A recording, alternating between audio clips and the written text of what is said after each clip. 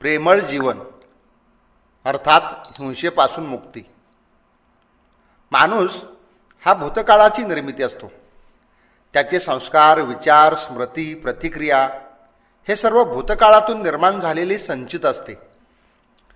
भूतकाळ हा माणसाचा नियामक असतो. काम, क्रोध, लोभ, संघर्ष इत्यादी सर्व भूतकाळाचीच निर्मिती असते. लाखो वर्षांच्या झगड्यातून मानवाच्या ठायी या सर्व गोष्टी एकवटलेल्या आहेत. या सर्वांचा केंद्रबिंदू असतो अहंकार आणि त्याच्या वर्तुळाचा परिघ असते हिंसा. मानव मुळातच हिंसक प्राणी आहे. घरातील छोट्या कुरबुरीपासून मोठ्या युद्धापर्यंत सर्व काही हिंसेचाच परिणाम असतो. प्रतिक्रिया ही सुद्धा हिंसाच असते. आजच्या समाजाची ज्या प्रकारची उभारणी झालेली आहे तो समाज हिंसकच आहे व मानव म्हणूनही आपण हिंसकच असतो. सगळ्या अव्यवस्थेचं मूळ हिंसेतच असतं. हिंसकता आणि सुव्यवस्था एकत्रित असत नाहीत. माणूस आतून हिंसक असतो. माणूस आतमध्ये जसा असतो तसा बाहेर प्रक्षेप करीत असतो. उत्क्रांतीमधून आलेला भाग, अनुवंशिकता, परिस्थितीतून निर्माण झालेला स्वभाव, लोकसंख्येची अत्यंत वाढ, बेसुमार गर्दीची शहरी, परस्पराशी स्पर्धा करीत पशुसारखे वागायला शिकवणारे संस्कार इत्यादी अनेक गोष्टी हिंसेचे जन्मदाते आहेत. माणूस समाजात असो किंवा एकटा असो तो हिंसक असतो. हिंसकता त्याच्या आतमध्ये वसत असते. हिंसेचा केंद्रबिंदू आहे अहम आणि त्या केंद्रावर कंपास ठेवून जर एक वर्तुळ काढले तर त्या वर्तुळाची बाहेरची रेषा म्हणजे हिंसा असते आणि भय, क्रोध, द्वेष, लोभ इत्यादी भावना या त्या वर्तुळाच्या त्रिज्या असतात. हे थोडं नीट समजून घ्या. अहंकारामध्ये जेव्हा भावनेचा जन्म होतो मग ती इच्छा असेल, भीती असेल किंवा क्रोध असेल, ती भावना म्हणजे क्रोधाची त्रिज्या असते. अहंकाराच्या मध्य बिंदूवर एक टोक व दुसरे टोक भावनेची त्रिज्या, यातून अहमभोवती जे वर्तुळ बनते ते वर्तुळ हिंसेचे असते. या त्रिज्येची लांबी ही भावनेच्या तीव्रतेवरून ठरते. भावना जितकी तीव्र असेल तितके वर्तुळ मोठे बनत जाते, तितकी हिंसकता वाढत जाते. हिंसेचे वर्तुळ प्रत्येक वेळी नवीन तयार होत असते. प्रतिक्रिया ही हिंसेचे स्वरूप घेते. प्रतिक्रिया देणारा कोणताही मानव हा हिंसकच असतो. अशा प्रकारची भावना, विचार, प्रतिक्रिया निर्माण झाली की अहमभोवती हिंसकतेचे वर्तुळ तयार होते. मानव मुळात किती हिंसक आहे याचं थोडं निरीक्षण करा. लहान मूल असतं, घरातून मुंगळा चालला असेल तर त्याला ते मारतं. त्याची तडफड बघून त्याला गंमत वाटते. कुणाच्याही अध्यात मध्यात नसणाऱ्या बेडकाला मुलं दगडं मारतात. बेडकाला त्रास देण्यात मुलांना गंमत वाटत असते. पोरांचा खेळ होतो व बेडकाचा जीव जातो. पोरं असला म्हणजे दुसऱ्याचा जीव घेणं खेळ खेळत असतात. मुलांच्या हातात कागद किंवा पुस्तक देऊन बघा. फाडून तुकडे केल्याशिवाय त्याला समाधान मिळत नाही. फाडून त्याचं तुकडं केल्याशिवाय त्याला समाधान मिळत नाही. विध्वंस करणं, होत्याचं नव्हतं करणं, सुव्यवस्थेचा गोंधळ करणं हेच हिंसा करत असते. अनेक पक्षी मारले जातात. अनेक कीटकांना मारले जाते. वाघ, सिंहाची शिकार केली जाते. त्याचा अभिमान बाळगला जातो. शिकार करण्यामध्ये हिंसकता नाही का? हिंसकतेतूनच अनेक खेळ निर्माण झालेत. कुस्ती, बॉक्सिंग, रेसलिंग, कराटे इत्यादी खेळ पहा. दुसऱ्याला मारून, चितपट करून किंवा हरवून यांना आनंद होतो. दुसऱ्याच्या हरण्यामध्ये यांना आनंद वाटत असतो. मानवाची प्रवृत्ती किती विलक्षण आहे पहा. दुसऱ्याला हरवणे व स्वतःला श्रेष्ठ ठरवणे ही हिंसाच आहे. दुसऱ्यांना हरवण्यात अहमला बरं वाटत असतं. अहम सुखावला जातो. नवरा बायकोवर अधिकार गाजवतो. बायको नवऱ्याचा छळ करते. एक माणूस दुसऱ्याचा अपमान करतो. मुलावर मोठी माणसे जरब बसवतात. शिक्षक मुलांना धोपडतो. ही सर्व हिंसेचीच अपत्ये आहेत. हिंसा आतमध्ये कटुता, वैरभाव निर्माण करते. अंतर्गत विरोध निर्माण करते. जिथं जिथं विरोध आहे, कटुता आहे, तिथं हिंसाच काम करीत असते.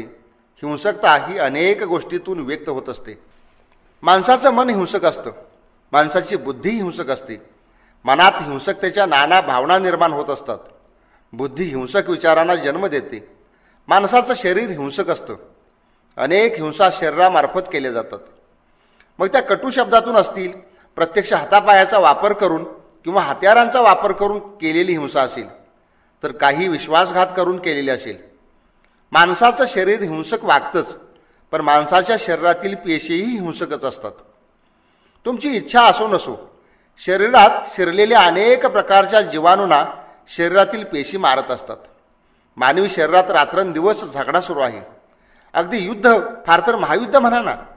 या झगड्यात हजारो लाखो पेशी रोज मरतात, तर लाखो जीवाणूंचा वध होत असतो. बाहेरचा झगडा अत्यंत कमी आहे. शरीर बाहेर फार कमी भांडतं, आतमध्ये प्रचंड मारामारी सुरू असते. अगदी हातघाईवर येऊन तुंबळ युद्ध सुरू असतं. जन्मापूर्वीपासून या युद्धाला सुरुवात होती, ती मेल्यानंतरच संपते. या हिंसेला कसे टाळणार? ती हिंसा तुमच्याच शरीराकडून होत असते, मात्र तुमची इच्छा असो नसो ती होतच राहते. फार तर याला अस्तित्वाचा लढा असं नाव देता येईल. पण नाव दिल्यानं प्रश्न सुटत नाही, प्रश्न तसाच राहतो. आपण श्वास घेतो, श्वासातून हजारो जीवजंतू फुफ्फुसात जात असतात. प्रचंड चेंगराचेंगरी होते, शेकडोंचे जीव जात असतात. प्रत्येक श्वासाबरोबर हजारो जीव मरत असतात. आपण दिवसात किती वेळा श्वासोश्वास करतो? सर्वसाधारणपणे मिनिटाला 15 श्वास धरले तरी 24 तासाचे साधारणपणे 21-22 हजार श्वास होतात. एका श्वासात फक्त 1000 धरले तरी 22 ते 25 कोटी जीवजंतूचा रोज आपण खून करीत असतो. ही झाली शरीराची आतील हिंसा. शरीराच्या बाहेर किती हिंसा होत असते याचा कधी विचार केला आहे का? आपण जेव्हा हात हलवतो तेव्हा त्याच्या तडाख्यात हजारो जीवांना झपाटे बसतात, कित्येक तळमळून तडफडून मरतात. दिवसात आपण किती हालचाल करीत असतो? आपण बसल्या बसल्याही पाय हलवत राहतो. रस्त्याने जाताना पायाखाली, गाडीखाली किती जीव मरतात याचा हिशोब तरी करता येणं शक्य आहे का? आपण आतून बाहेरून विरोध आहोत. सध्या ते काही आपलं रूप आहे, ते संघर्षच आहे. आपण संघर्षातच जगत असतो. घरात, रस्त्यावर, ऑफिसात, व्यवहार करताना, काम करताना, एवढेच नाही तर झोपेतही आपण संघर्षातच असतो. आपल्यात झगडा असतो, विरोध असतो, विसंगती असते, घर्षण असते. अनंत गोष्टींचा झगडा आहे. शरीराच्या आत शरीर झगडत असतं, परिस्थितीशी, वातावरणाशी झगडत असतं, बाहेरच्या विश्वाशी झगडावं लागतं. कृती करताना झगडा असतो, शरीर मनाचा झगडा असतो. मनातल्या मनात असंख्य गोष्टींचा, परस्पर विरोधी भावनांचा झगडा सुरू असतो. विवेकाचा व विकाराचा झगडा असतो. प्रत्येक भावनेचा वेगवेगळा झगडा असतो. इच्छांचा झगडा असतो. प्रेरणांचा संघर्ष निर्माण होतो. अंतर्विश्व व बाह्यविश्व यांचा झगडा असतो. हा झगडा रात्रंदिवस सुरू आहे. या तुंबळ युद्धात आणीबाणीच्या परिस्थितीत समाधान, शांती कशी लाभावी? झगडा आणि समाधान, युद्ध आणि शांती एकत्र नांदेल काय? शांतता कुठं शोधायची? शेक्सपियरने आपल्या एका नाटकात म्हटलंय, जीवन ही एक मूर्खाने सांगितलेली गोष्ट आहे व तिच्यात सगळा गोंधळ आणि बजबजपुरी आहे. हिंसा ही सर्वव्यापी आहे, सर्वत्र आहे, आत आहे, बाहेर आहे. जिथं भेद आहे, असुरक्षितता आहे, अनिश्चितता आहे, तिथं झगडा आहे, संघर्ष आहे. जिथं झगडा व संघर्ष आहे तिथं हिंसा आहे. हिंसा फार सूक्ष्म आहे. या हिंसेचे काही प्रकार पडतात. त्यात पुन्हा पोटभेद निर्माण होत असतात. आपण सर्वसाधारण हिंसेचे प्रकार पाहूया. शारीरिक हिंसा. शारीरिक हिंसेचे 3 भाग पडतात. शरीरांतर्गत चालणारी हिंसा, शरीर स्वतःलाच करून घेत असलेली हिंसा, शरीर दुसऱ्याची करीत असलेली हिंसा. शरीरांतर्गत चालणारी हिंसा, शरीर अंतर्गत व्यवहार करीत असताना होत असलेली हिंसा, जीवजंतू मारणे वगैरे गोष्टी या हिंसेत येतात. दुसरी शरीर स्वतःलाच करून घेत असलेली हिंसा. अनेक माणसे स्वतःच्याच शरीरावर अत्याचार करून घेतात. काही 5-10 वर्षे उभेच राहतात, बसतच नाहीत. काही उन्हाचे चटके सोसत उष्ण शेडेवर अनवाणी उभे राहतात. एवढी सुव्यवस्थित व सुसज्ज सलून असताना देखील केस उपटून काढतात. जन्मभर आंघोळ करीत नाहीत, सलग उपवासी राहतात. शरीराला पाण्याची गरज असली तरी पाणी पित नाहीत. शरीराला श्रमवणे, अति कष्ट देणे आणि पीडा करणे याला शारीरिक हिंसा म्हणतात. तिसरी, दुसऱ्याच्या शरीराला केलेली हिंसा. दुसऱ्याच्या शरीरास इजा पोहोचवणे, मारणे, शारीरिक दुःख निर्माण करणे ही सगळी हिंसाच असते. इतर प्राण्याला कापून त्याच्या मांसाने पोटाची थडगी भरणे, शारीरिक शोषण करणे ही हिंसेची स्वरूपे आहेत. दुसरी मानसिक हिंसा. मानसिक हिंसा काय आहे हे थोडं नीट समजून घ्या. तिचेही दोन प्रकार पडतात. एक मनाने मनातल्या मनात केलेली हिंसा आणि दुसरी मनाने दुसऱ्याची केलेली बाह्य हिंसा. मानसिक हिंसा ही दुहेरी आहे. मनातल्या मनातही हिंसा होऊ शकते. मनच विचार करतं, मन इच्छा करतं, मन कल्पना करतं. हिंसक विचार, कल्पना किंवा इच्छा करणं ही सुद्धा हिंसाच ठरते. कारण विचार करणं ही एक कृती आहे. इच्छा करणं किंवा कल्पना करणं या दोन्हीही कृतीच आहेत.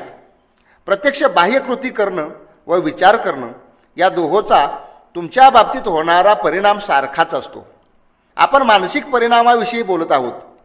जेवायचा विचार करणं ही मानसिक गोष्ट आहे व प्रत्यक्ष जेवणं ही शारीरिक व बाह्य गोष्ट आहे. दोन्हीत फरक आहे.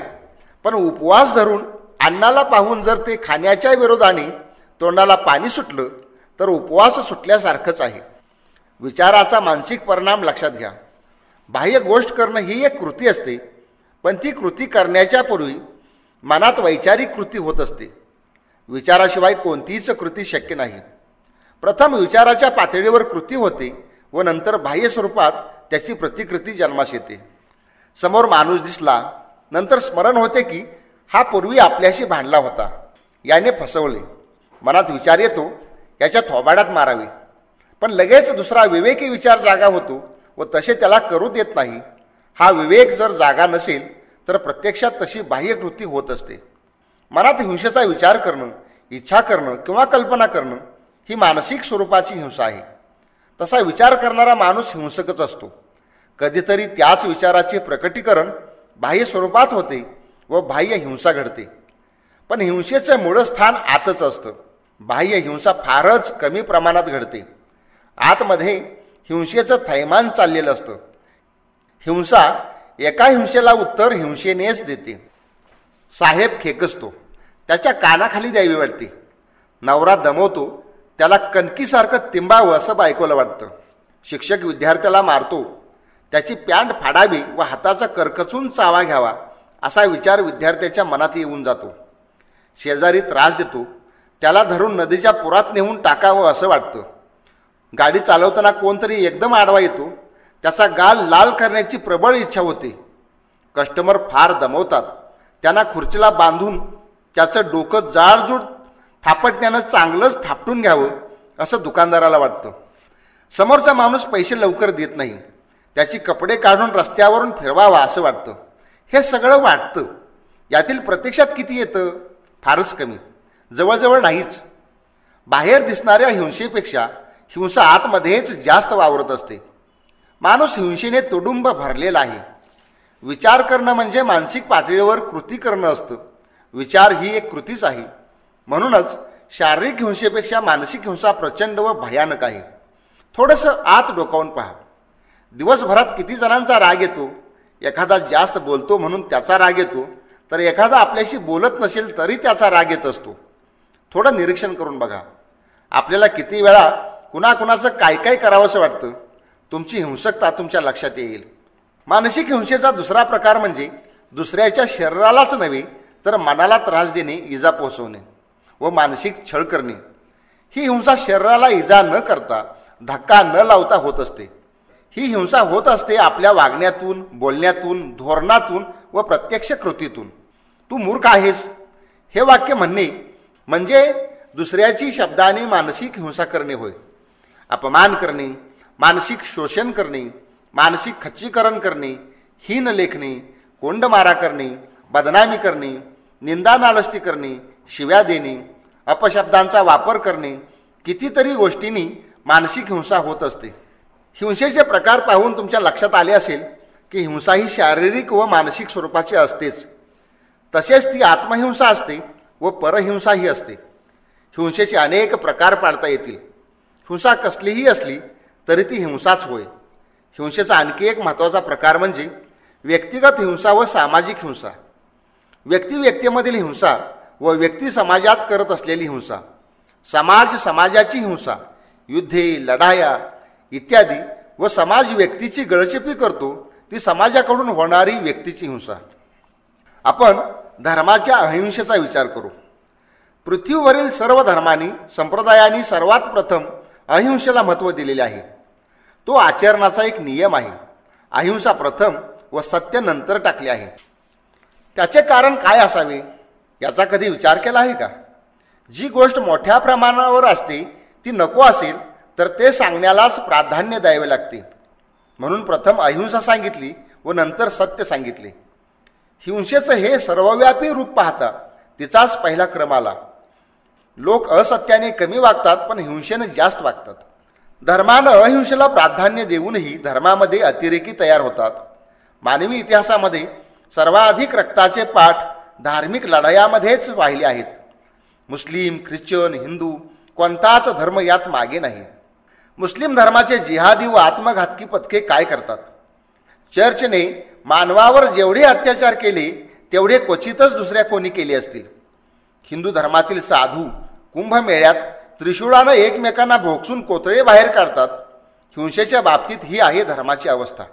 हिंसेवर पायबंद बसावा म्हणून सर्व नीती, नियम, पापपुण्याच्या, स्वर्ग नरकाच्या कल्पना निर्माण झाल्या. कायदे कानून तयार केले गेले. हिंसा नसेल तर त्या सर्व भोंगळ कल्पनांना कुणीच विचारले नसते. नीती, नियम, पापपुण्य ही हिंसेपासून वाचण्यासाठी धर्माने शोधून काढलेली पळवाट आहे. पळवाटा काढण्यात मानवी मन फार तरबेज आहे. धर्मानी संप्रदायांनी सांगितलेली अहिंसा कशा आहेत याविषयी संत ज्ञानेश्वरांचे मत पाहण्यासारखे आहे. संत ज्ञानेश्वर म्हणतात, त्यांनी सांगितलेली अहिंसा ही जशी वृक्षाच्या फांद्या तोडून मग त्या शाखांनी त्या वृक्षाच्या बुडाशी कुंपण करण्यासारखे आहे, किंवा हात तोडून तो विकावा व पैसे येतील त्याने भुकेची पीडा शांत करावी, किंवा देऊळ मोडून देवाच्या रक्षणाकरता देवळाच्या सामानाची आवारात भिंत घालावी. एक हिंसा करून अहिंसा निर्माण करावी असा हा निर्णय आहे. राहती घरे मोडून त्या घराच्या सामानाने देवळे व देवारे करावीत व व्यवहारात लोकांस फसून लुटून जी संपत्ती मिळवतात त्या पैशाने अन्नसत्र घालावे. थंडी वाजते म्हणून अंगावरील पांघरुणे जाळून त्याची शेकोटी करावी व शेकत बसावी. बैल विकून गोठा बांधावा. कित्येक हिंसेच्या भयाने धान्य शिजवत नाहीत, ते कोरडेच अन्न खातात.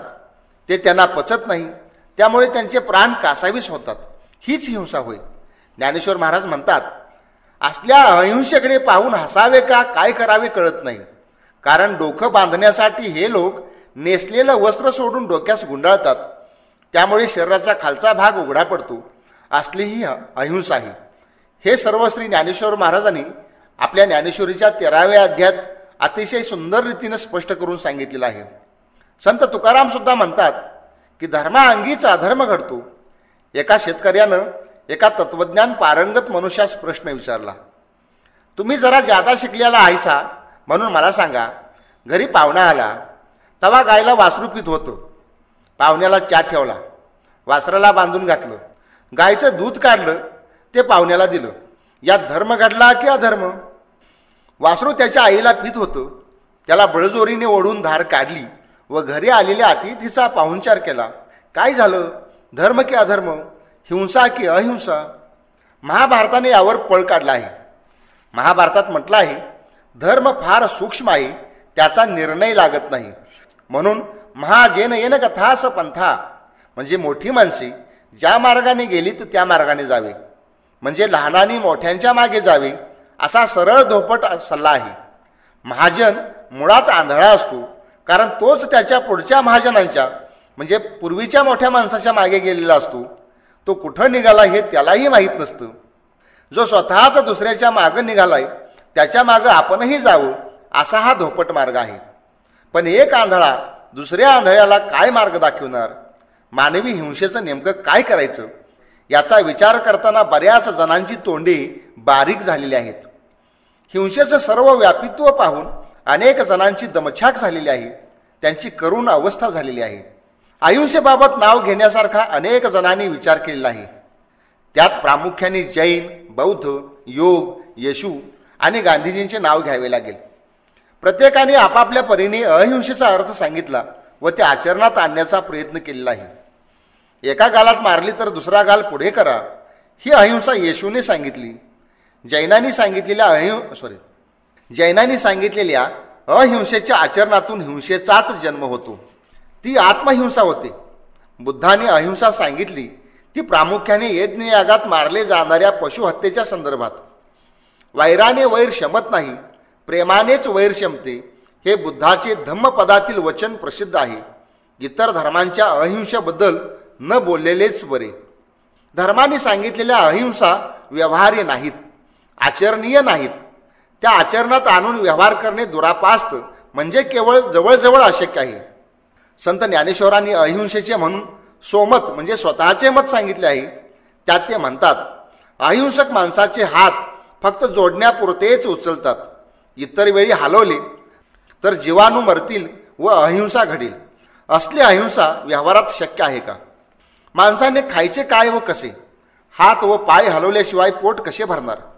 पोटाला असल्याशिवाय जगायचे कसे? हात पाय हलवल्याने जीवजंतू मरतील म्हणून एका ठिकाणी बसून राहिला तर उपासपोटी मरून जावे लागेल व पुन्हा आत्मघाताची हिंसा पुढे आहेच. पोटासाठी शेतात जावे लागते, राबावे लागते. नांगरताना कुळवताना कोट्यावधी जीवाणू मरतात, ते मारावे लागतात. धान्य पेरावे लागते, त्यावर कीड पडते, ती मारावी लागते. तण गवत उपटून काढावे लागते, त्यांचा नायनाट करावा लागतो.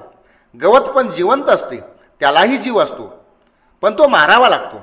शेवटी जे पीक येईल त्यालाही कापावे लागते, त्याला मळ्यातून खळ्यात न्यावे लागते, तेथे मळावे लागते. पीठ मळून भाकरी करावी लागते, चुलीवर तव्यावर भाजावी लागते, तेव्हा कुठे ती खाता येते. एवढे सर्व केले तरच पोटाला अन्न मिळते. यात अगणित जीवजंतूचा खून पडत असतो. मग शेतकरी म्हणजे मूर्तिमंत हिंसेचा पुतळाच म्हणावा लागेल, पण तसा तो असत नाही. अहिंसेचा हा विचार नव्हे तर हा अविचार आहे. सर्व धर्मांनी समाजाला हाच अविचार दिला.